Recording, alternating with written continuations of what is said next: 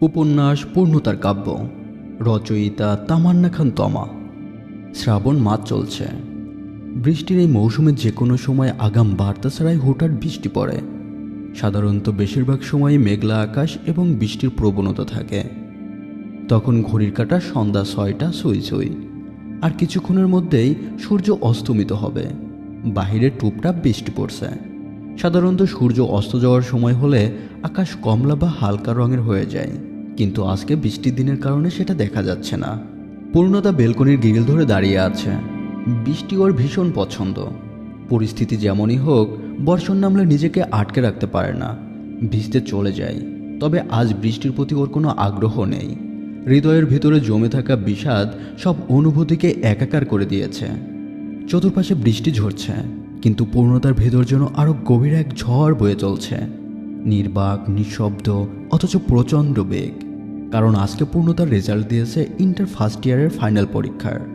উচ্চতার গণিতে খুব কম নাম্বার পেয়েছে। বাসায় কাউকে এখনও রেজাল্টের বিষয়ে কিছু জানায়নি। অল্প কিছুক্ষণ আগে মাগরিবের আজান পড়েছে। পূর্ণতা নামাজ পড়ে সন্ধ্যা 7টার সময় চিন্তিত ভঙ্গিতে পড়ার টেবিলে এসে বসল। ওর আব্বু আম্মুকে নিয়ে তেমন কোনো মাথা ব্যথা নেই, ভাবছে অন্য কিছু। কিঞ্চিতক্ষণের মধ্যেই যমরাজের আগমন ঘটে। এটা ভেবে পূর্ণতার গলা শুকিয়ে কাঠ হয়ে যায়। মিনিট 10 পর রুমের দরজায় হালকা শব্দে খুলে গেল। কাব্য বৃষ্টিতে কাক ভেজা অবস্থায় ভিতরে ঢুকল। চুলের গোড়া থেকে পানি টুপটাপ ঝরছে। জামাকাপড় ভিজে গাঢ় রং ধারণ করেছে। ওর মাইগ্রেনের সমস্যা আছে, বৃষ্টিতে ভিজলে তীব্র মাথা ব্যথা করে, কখনো জ্বর চলে আসে। সেই কারণে কাব্য বরাবরই বৃষ্টিকে অপছন্দ করে। বৃষ্টির দিনগুলোকে নিজেকে যতটা সম্ভব আড়ালে রাখে।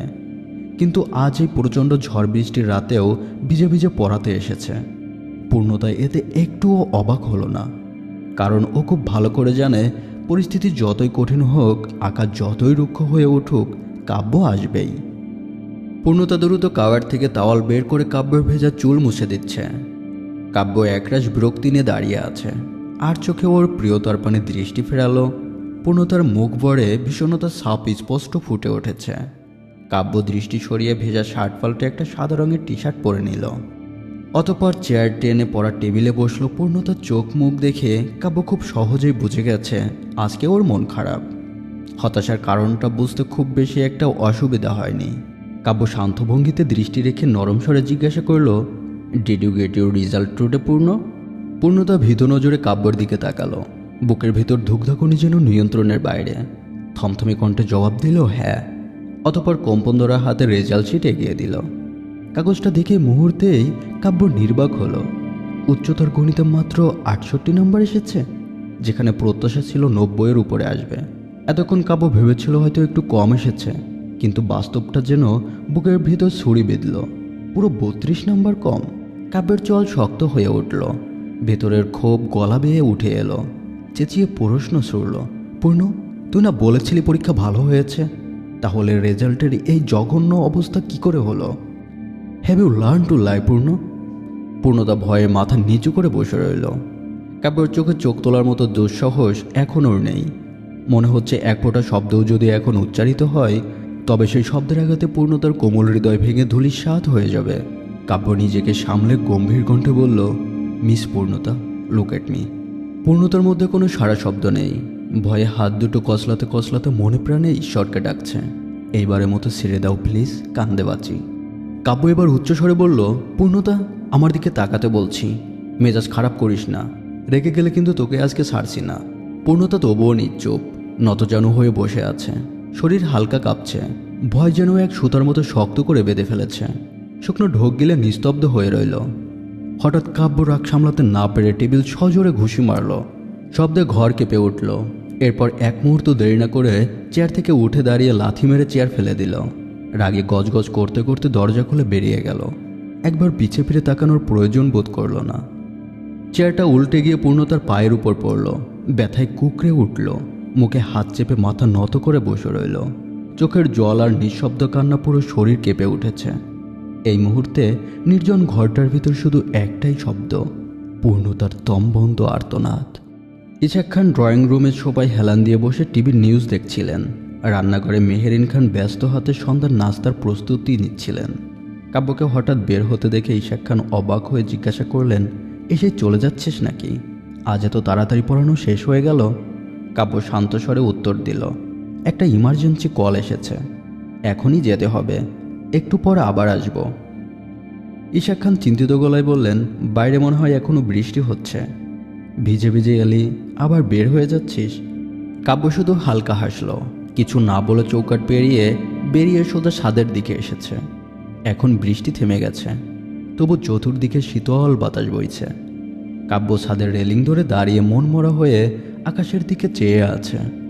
ধীরে ধীরে নয়ন আবদ্ধ করে ফেলল, যেন সব শব্দ মুছে গিয়ে ভিতরের গভীর ভাবনাগুলো জেগে উঠেছে। এবার গল্পের মূল দুই চরিত্রের পরিচয় যাওয়া যাক। কাব্য চৌধুরী পূর্ণতার আপন খালাতো ভাই। বয়সে কয়েক বছরে বড় হলেও ওর গম্ভীর চরিত্র আর খানিকটা রূঢ় স্বভাবের কারণে ওদের দুজনের মধ্যে সবসময় অলিখিত দূরত্ব টিকে থাকে। কাব্য দেখতে খুব সুদর্শন, গায়ের রং তামাটে, হালকা কোকড়া চুল, উচ্চতা প্রায় 5 ফুট 10 ইঞ্চি। খুলনা বিশ্ববিদ্যালয়ে কম্পিউটারে ইঞ্জিনিয়ারিংয়ে পিএইচডি করেছে। পড়াশোনার ফাঁকে ফাঁকে ফ্রিল্যান্সিং করে। কাব্য দুটোই সমান মনোযোগে সামলে নেয়। মাহবুবা খান পূর্ণতা বাবা মায়ের আদরের একমাত্র মেয়ে, দেখতে মায়াবতী, গায়ের রং উজ্জ্বল ফর্সা, কোমল ছোঁয়া আর কালো দ্বিঘন চুল, কাজল কালো চোখ আর হাসলে গালে টোলের খেলা করে। উচ্চতা 5 ফুট 3 ইঞ্চি, বাড়ির একমাত্র মেয়ে হওয়ায় স্বভাবে খুব আদুরে।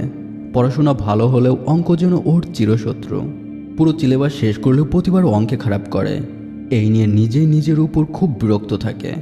কাব্য প্রতিদিন সন্ধ্যায় পূর্ণতাকে পড়াতে আসে, আজও এসেছে। কাব্য ছাদের রেলিং ঘেঁষে চুপচাপ দাঁড়িয়ে আছে। সন্ধ্যার ঝিম ধরা আলো ওর মুখের উপর আরও কঠোরতা গম্ভীর দেখাচ্ছে। টেবিলে সজোরে ঘুচি মারার কারণে হাতের উপরের চামড়াটা উঠে গেছে। হাত লালচে রক্তের ছোপ ছোপ দাগ স্পষ্ট বোঝা যাচ্ছে। হালকা ব্যথায় হাতটা খানিকটা কেঁপে উঠল। কাব্য তাতে কোনো গুরুত্ব দিচ্ছে না। অতিরিক্ত রাগ দেখিয়ে ফেলেছে, এই ভাবনাটাই ওর মনকে আরও বেশি ভারী করে তুলছে। পূর্ণতার পায়ে প্রচণ্ড রকমের ব্যথা পেয়েছে। ডান পায়ের বুড়ি আঙ্গুলি নখের উপরে চেয়ার পরে নখটা গাঢ় কালো হয়ে উঠেছে। ব্যথায় মনে হচ্ছে যেন সূচ ফোটাচ্ছে। কান্নায় চোখ মুখ লাল হয়ে গেছে। তবু তাড়াতাড়ি করে হাত মুখ ধুয়ে স্বাভাবিক হওয়ার চেষ্টা করছে, কারণ যে কোনো মুহূর্তে আম্মু রুমে চলে আসবে। কিছুক্ষণের মধ্যে মেহেরিন খান রান্নাঘর থেকে বেরিয়ে এলেন। গরম গরম পায়েস আর ধোয়া ওঠা চায়ের কাপ সাজানো ট্রে দুহাতে সাবধানে ধরে মেয়ের রুমের দরজার সামনে থামলেন। ভেতরে ঢুকতেই চতুর্পাশে দৃষ্টি বুলিয়ে নিলেন। তারপর মুখের স্পষ্ট উদ্বেগ জমে উঠল। তিনি প্রশ্ন করলেন, কাব্য কোথায় গেল? পূর্ণতা চোখ নামিয়ে সংকোচ ভরা কণ্ঠে জবাব দিল, আম্মু উনি তো রেগে চলে গেছেন। মেহেরিন খান থমকে গেলেন। কণ্ঠে স্পষ্ট চিন্তার সুর রেখে প্রশ্ন ছুড়ল, রেগে চলে গেছে মানে? কারণ কি? পূর্ণতা এক মুহূর্ত দ্বিধায় বসে রইল। তারপর ধীরে ধীরে সত্য বলে ফেলল, আমি উচ্চতর গণিতে 68 মার্ক পেয়েছি, এই জন্য খুব রাগ করেছে, তেজ দেখিয়ে চলে গেছে। মেহেরিন খান কিঞ্চিত বিরক্তি হয়ে বললেন, ছেলেটা এত ব্যস্ততার মধ্যেও তোর জন্য সময় বের করে, ঝড় বৃষ্টি যাই হোক প্রতিদিন তোর জন্য এসে পড়ায়, একটা দিনও বাদ দেয় না। এত যত্ন পাওয়ার পরও যদি রেজাল্ট খারাপ হয় তাহলে রাগ করাটা কি অস্বাভাবিক? পূর্ণতা মন খারাপ করে নিঃশব্দে বসে আছে। চোখের কোণে হতাশার ছায়া জমে উঠল। মেহেরিন খান এবার কড়া গলায় বললেন, আমি বুঝি না পরীক্ষার হলে গিয়ে তুমি না লিখে কি ঘুমাও? পূর্ণতা বিস্ময়ের চোখ বড় করে তাকালো। আম্মু তুমি এসব কি বলছো? আমি পরীক্ষার হলে না লিখে ঘুমাই মানে? এরকমের ভাবনা তোমার মাথায় আসে কি করে বলো তো? তাহলে 3 ঘন্টা সময় তুমি কি করো পূর্ণতা? এমনিতে তো সারাক্ষণ ছেলেটাকে মনে মনে 1000 বার বকা দাও, পরীক্ষার খাতায় না লিখে কি ওকে বকার জন্য আলাদা সময় রেখে দিয়েছো? নাকি লিখতে পারো না? এমন তো নয় যে তোমার সিলেবাস ঠিকঠাক কভার করা হয় না। প্রতিবার তো কাব্য খুব যত্ন সহকারে অঙ্ক বুঝিয়ে দেয়। মায়ের তুলনা আর কথার তীর পূর্ণতার বুকের ভেতর কেঁপে উঠল। রাগ, অভিমান, কষ্ট সবটা মিলে মনটা যেন আরও বেশি গুমোট হয়ে গেল। যত চেষ্টা করছে নিজেকে সামলাতে, ঠিক ততটাই চোখ দুটো ভিজে ওঠে। একা একা বিড়বিড় করল, আম্মু সব কিছু জেনে শুনে কেন এমন তুলনা করে? মেহেরিন খান গম্ভীর শ্বাস ফেলে বলল, আচ্ছা তুমি নাস্তা করে নিও, কাব্য এলে ওকে খাবারটা গরম করে দিবে। এখন বৃষ্টি একটু থেমেছে, আমরা খেয়ে হাঁটতে বের হব। কথা শেষ করে মেহেরিন খান মেয়ের রুম থেকে বেরিয়ে গেলেন। প্রায় 20 মিনিট পর কাব্য ছাদ থেকে নেমে বাসায় ঢুকল। ততক্ষণে পূর্ণতার আব্বু আম্মু নাস্তা শেষ করে হাঁটতে বেরোনোর জন্য প্রস্তুতি নিচ্ছে। ওনাদের দুইজনেরই ডায়াবেটিস আছে, তাই রোজ সন্ধ্যার পর হাঁটতে বের হয়।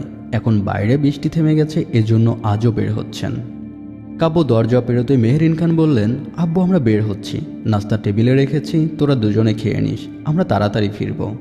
কাব্য শুধু মাথা নেড়ে সম্মতি জানালো। ওর খালাখালু দুজনেই হাঁটতে বের হলো। কাব্য নিঃশব্দে দরজা বন্ধ করে পূর্ণতার রুমের দিকে এগিয়ে গেলেন। ভেতরে ঢুকতেই দেখলেন মেয়েটা এখনও বসে কাঁদছে, চোখ মুখ ফুলে লালচে ভাব হয়ে এসেছে। নিঃশব্দ কান্না, পুরো শরীর কাঁপছে। কাব্যকে দেখা মাত্রই পূর্ণতা অভিমানে মাথা নত করে নিল। পূর্ণতার প্রতিটি কাঁপুনিতে কাব্যের কলিজা এফোর ওফর হয়ে যাচ্ছে।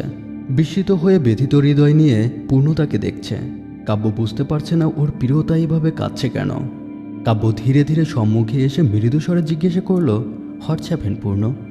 পূর্ণতা আগের মতো জেদ ধরে বসে রইল। কাব্যর সঙ্গে কথা বলবে না, কারণ অভিমানে জমে আছে হৃদয়। কাব্য চেয়ারে বসে শান্ত স্বরে প্রশ্ন ছুড়ল, আই এম সো সরি, হয় আর ইউ ক্রাইং? পূর্ণতা কোনো উত্তর দিল না, নিঃশব্দে বসে আছে।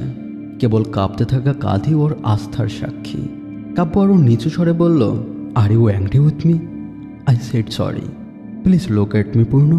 কিন্তু পূর্ণতা মুখে হাত চেপে কাঁদছে, কান্না থামাতে পারছে না। হেসকি উঠে গেছে, ঠিকমতো নিঃশ্বাস নিতে পারছে না, তবু কান্না থামানোর নাম মাত্র নেই। কাব্য কিছুক্ষণ অসহায় দৃষ্টিতে তাকিয়ে রইল। তারপর টেবিলের কোণে রাখা ফল কাটা ছোট ছুরিটা হাতে নিল, যেটা ফলের ঝুড়ির মধ্যেই রাখা ছিল। গতকাল রাতে পূর্ণতার রাত জেগে বই পড়ছিল, তাই ওর আম্মু স্নেহ করে রুমে ফলের ঝুড়িটা রেখে গিয়েছে, যেন ক্ষুধা পেলেই খেয়ে নিতে পারে। কিন্তু পূর্ণতা ছুঁয়েও দেখেনি। যেভাবে টেবিলে ফলগুলো রেখেছিল সেভাবেই পড়ে আছে, অস্পষ্ট, অনুচ্চার। কাব্য ছুরিটা হাতে নিয়ে বাম হাতে তালুর উপর ধরে দৃঢ়স্বরে বলল, পূর্ণ এদিকে তাকাও প্লিজ। পূর্ণতায় এবারও চোখ তুলল না। পায়ের প্রবল যন্ত্রণা, তার মধ্যে কাব্যের বকা, সব মিলিয়ে মনটা ভীষণ ভারী হয়ে আছে। ঘৃণা, অভিমান, কষ্ট সব কিছুতে ওর বুকটা আচ্ছন্ন, তাই জেদ করেই বসে আছে। হঠাৎ ছিঁড়ে যাওয়ার মতো তীক্ষ্ণ শব্দ। কাব্য ছুরি দিয়ে নিজের হাতে এক পোঁচ বসিয়ে দিল। সঙ্গে সঙ্গে গলগল করে রক্ত বের হচ্ছে। কাব্য রক্তমাখা হাতটা পূর্ণতার দিকে বাড়িয়ে বলল, এবার দেখ না পূর্ণ। টপ টপ করে লাল রক্ত টেবিলের উপর পড়তে লাগলো। রক্ত দেখে পূর্ণতা হঠাৎ চমকে উঠল। বিস্ময় আর আতঙ্কিত নজরে কাব্যর দিকে স্থির হয়ে চেয়ে রইল, কারণ পূর্ণতা এসব কাটাছেঁড়া একদম দেখতে পারে না। মুহূর্তের মধ্যেই উদ্ভ্রান্তের মতো ছুটে এসে কাব্যের হাতটা শক্ত করে চেপে ধরে ফিসফিস করে বলল, আহ, আপনি এটা কি করেছেন? পূর্ণতা দ্রুত কাব্যর হাত ছেড়ে দিয়ে আব্বু আম্মুর রুমের দিকে ছুটে গেলেন। ওষুধের ঝুড়িটা উলটপালট করে কাটাছেঁড়ার জন্য ব্যবহার করা মলম খুঁজতে লাগলো। কাপা কাপা হাতে অবশেষে মিউপিরোসিন নামক একটা মলম বের করে দৌড়ে ফিরে এলো। কাব্যের সামনে বসে ওর হাতে রক্তমাখা জায়গাটায় মলম লাগাতে লাগলো। কিছুক্ষণের মধ্যেই রক্ত পড়া ধীরে ধীরে বন্ধ হয়ে গেল। তারপর পূর্ণতা বরফ এনে কাব্যের হাতের উপর আলতো করে চেপে ধরল। ওর চোখের ফোঁটা ফোঁটা পানি গড়িয়ে বরফের উপর পড়ছে। কাব্য নির্বাক ভঙ্গিতে বসে দেখছে। কোনো কথা নেই, কোনো উচ্ছ্বাস নেই, শুধু অসম্ভব ভারী নিঃশ্বাসে রুম আধার হয়ে আছে। পূর্ণতা কাঁদতে কাঁদতে কাব্যের কাটা জায়গা ধুয়ে পরিষ্কার করলো। তারপর ড্রেসিং করে ব্যান্ডেজ বাঁধতে লাগলো। পূর্ণতার আঙ্গুলগুলো বরংবার কাঁপছে, তবুও মন দিয়ে কাজ করছে। এসব দেখে কাব্য ভারাক্রান্ত গলায় বলল, আই এম সো সরি পূর্ণ, প্লিজ ফরগিভ মি। পূর্ণতা কিছুক্ষণ স্তব্ধ হয়ে রইল। চোখের পানি মুছে স্লানস্বরে প্রস্তুত্তর করল, ইটস ওকে। কাব্য বুঝে ফেলেছে ওর প্রিয়তার অভিমানী নীরবতার ভাষা। টেবিলের নাস্তা অনেকক্ষণ আগে ঠান্ডা হয়ে গেছে। পূর্ণতা চুপচুপ ওভেনে গরম করে এনে কাব্যকে খেতে বলল। একবারও কাব্য চোখের দিকে তাকালো না। মনোযোগ দেখানোর ভান করে বইয়ের পাতায় চোখ আটকে রাখলো। পা ব্যথায় টনটন করছে, তবুও মুখে কোনো ভনিতা নেই। খাতায় মনোযোগ দিয়ে জ্যামিতি আঁকছে। কাব্য পূর্ণতার পানে স্তব্ধ হয়ে তাকিয়ে রইল। পূর্ণতার নীরব অভিমান যেন বুকের ভেতর সূচ হয়ে বিচ্ছে। ওর চুপচাপ থাকাটা আরও বেশি অস্থির করে তুলেছে। অল্পক্ষণ পর কাব্য দীর্ঘশ্বাস ফেলে নিজের অস্থিরতা দমন করল। খুব যত্ন করে পূর্ণতাকে নাস্তা খাইয়ে দিচ্ছে। খাওয়া শেষে কাব্য ধীরে চায়ের কাপে ফুঁক দিল। এক চুমুক খেয়ে গম্ভীর স্বরে বলল, পরীক্ষা এত খারাপ হয়েছে, এটা আমার থেকে লুকিয়েছিস কেন পূর্ণ? আমাকে মিথ্যা বলাটা কি খুব জরুরি ছিল? পূর্ণতা কাপা কাপা কণ্ঠে জবাব দিল, পরীক্ষা তো খুব ভালোই হয়েছিল। বাসায় এসে মিলিয়ে দেখি মাত্র 10 নম্বরের মতো গড়বড় ছিল। জানি না মার্ক এত কম কেন এলো। কাব্য যা ভাবার ভেবে নিয়েছে। রাত 10টার দিকে ওর খালাখালু হেঁটে বাসায় ফিরেছেন। পূর্ণতার পড়ানো শেষ করে 10:30টার সময় কাব্য বাসার যাওয়ার জন্য প্রস্তুতি নিচ্ছে। দরজার কাছে আসতেই মেহেরিন খান তাকিয়ে জিজ্ঞাসা করলেন, আব্বু তোর হাতে কি হয়েছে, ব্যান্ডেজ লাগিয়েছিস কেন? কাব্য স্বাভাবিক ভঙ্গিতে জবাব দিল, তেমন কিছু না, সামান্য চটে গেছে। কথা না বাড়িয়ে কাব্য বাসার উদ্দেশ্যে বেরিয়ে গেল। এদিকে পূর্ণতা বাকি বিষয়গুলোর পড়া সেরে নিয়েছে। রাত 11:30। বাসতে ইশাক খান মেয়েকে ডেকে বললেন, আম্মু খেতে আসো। পূর্ণতা বই খাতা গুছিয়ে ডাইনিং টেবিলে এসে বসল। মেরিন খান প্লেটে খাবার সাজাতে সাজাতে আবার জিজ্ঞাসা করলেন, কাব্যের হাত কেটে গেল কিভাবে? পূর্ণতা একদম সোজা সাপটা, অবিকল সত্য কথাটাই বলল। উনি রেগে গিয়ে নিজের হাত নিজেই ছুরি দিয়ে কেটে ফেলেছে। সঙ্গে সঙ্গে ডাইনিং টেবিলে যেন বিস্ফোরণ ঘটল। মেরিন খান বিস্ময়, বিরক্তি আর উদ্বেগ নিয়ে পুরো 10 মিনিট পূর্ণতাকে ঝড়ের গতিতে ধুয়ে দিল। পূর্ণতার মায়ের বকুনি শুনে খাবার খাওয়া শেষ করলো। অতপর দ্রুত নিজের রুমে গিয়ে ফ্রেশ হলো। চুল বেঁধে পায়ের ব্যথা চেপে রেখে নখের উপরে একটা অন টাইম ব্যান্ডেজ লাগিয়ে শুয়ে পড়ল। ফোনটা হাতে নিয়ে ফেসবুক ওপেন করতে দেখে পূর্ণতার প্রাণপ্রিয় বান্ধবী দিশা অনলাইনে আছে। পূর্ণতা সঙ্গে সঙ্গে একটা মেসেজ পাঠালো, হ্যালো ডিশু, ফিরে আসিস? দিশা মুহূর্তে রিপ্লাই দিল, হ্যাঁ বেবি, আগে বল মার কোথায় পড়েছে, হাতে নাকি গালে? পূর্ণতা একটা ক্লান্ত হতাশ ইমোজি পাঠিয়ে লিখল, আমাকে কিছু বলেনি, উল্টো রেগে গিয়ে নিজের হাত নিজে কেটে ফেলেছে। রক্তে পুরো টেবিল ভরে গিয়েছিল। দিশা হতভম্ব হয়ে তৎক্ষণাৎ জিজ্ঞাসা করলো, কেন, কি হয়েছে আবার? পূর্ণতা ধীরে ধীরে টাইপ করে বলল, রাগ করে আমার পায়ের উপর চেয়ার ফেলে দিয়েছে। রাগ করে আমার পায়ের উপর চেয়ার ফেলে দিয়েছে, আঙুলটা ফুলে কালো হয়ে আছে। আমি এই জন্য ওনার সাথে কথা বলিনি। কয়েকবার ডেকেছে কিন্তু ফিরেও তাকায়নি। পরে জেদ করে নিজের হাত নিজে কেটে ফেলেছে। পায়ে ব্যথা পেয়েছি এটাও বলিনি, বললে নিজেকে আরও বেশি কষ্ট দিত। কয়েক সেকেন্ড পর দিশা লিখল, এত ভালো স্টুডেন্ট হয়ে উচ্চতর গণিতে 68 নাম্বার পেয়েছিস, এটা মানা যায় বেবি? আমি তো ভাবছিলাম ভাইয়া তোকে দরজা বন্ধ করে কেলাবে। আপাতত নিজেকে ভাগ্যবতী মনে কর। পূর্ণতা চোখ কুচকিয়ে লিখল, তুই আমার বান্ধবী নাকি গুরু গম্ভীরের চেলা? আমি মাঝে মাঝে এটা ভুলে যাই, একটা বেয়াদব মেয়ে। দিশা একটা হাসির ইমোজি দিয়ে জবাব দিল, ভাইয়া তোকে যেমন শাসন করে তেমনই ভালোবাসে, এটা তুই খুব ভালো করেই জানিস পূর্ণতা। পূর্ণতার রাগে অভিমানে কিবোর্ড চেপে লিখল, বালের ভালোবাসা, ভালোবাসে না ছাই। আমার সাথে একটুও ভালো করে কথা বলে না, সবসময় শুধু ধমকায়। কবে জানি এই বজ্জাত বেটার ধমক খেয়ে আমার প্যান্টে মুতু হয়ে যাবে। দিশা সঙ্গে সঙ্গে হো হো করে হাসির ইমোজি পাঠালো। সমস্যা নাই, তুই মুতু করলে ভাইয়া নিজেই পরিষ্কার করবে, আর তুই পাশে বসে শো দেখবি, হা হা হা। পূর্ণতা এবার ঝাঁঝিয়ে লিখল, আমু সবসময় ওনার পক্ষ নেয়। আজ বলল আমি নাকি পরীক্ষায় লেখি না, শুধু ওনাকে বকাবকি করি, তাই লেখার টাইম পায় না। দিশা এত হাসছিল যে টাইপ করতে পারছিল না। কিঞ্চিতক্ষণ পর লিখল, দোস্ত আমি হাসতে হাসতে কোমায় চলে যাচ্ছি, আমারে বাঁচা প্লিজ। শাশুড়িরা সবসময় জামাইয়ের পক্ষ নেয়। পূর্ণতার মুখে অজান্তেই ছোট চিলতে হাসি ফুটে উঠল। এরপর দুই বান্ধবী মিলে দুঃখ কষ্ট হাসি রাগ সব কিছু মিলে দীর্ঘ গল্পে ডুবে গেল। রাত আরও গভীর হলো, কিন্তু ওদের কথা শেষ হয়েও হলো না। কাব্য বাইক গ্যারেজে রেখে ঠিক 11টার দিকে বাসায় ঢুকল। ড্রয়িং রুমে মেহরুমা চৌধুরী আর আশরাফ চৌধুরী সোফায় বসে কোনো একটা গুরুত্বপূর্ণ বিষয় নিয়ে সিরিয়াস আলোচনা করছিল। দরজা খোলাই ছিল। কোনো শব্দ না করে কাব্য ভেতরে ঢুকে সোজা সিঁড়ি দিয়ে পা বাড়ালো। এটা দেখে মেহরুমা চৌধুরী ডাক দিয়ে বলল, আব্বা খাবার খেয়ে নাও, তারপর উপরে যাও। কাব্য থামল না, শুধু আস্তে করে বলল, এখন খাওয়ার মুড নেই, খাবারটা রুমে পাঠিয়ে দিও, আমি পরে খেয়ে নেব।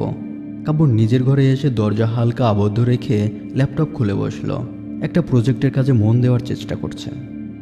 জোমান ইংরেজি বিভাগের অনার্স 3য় বর্ষের ছাত্রী।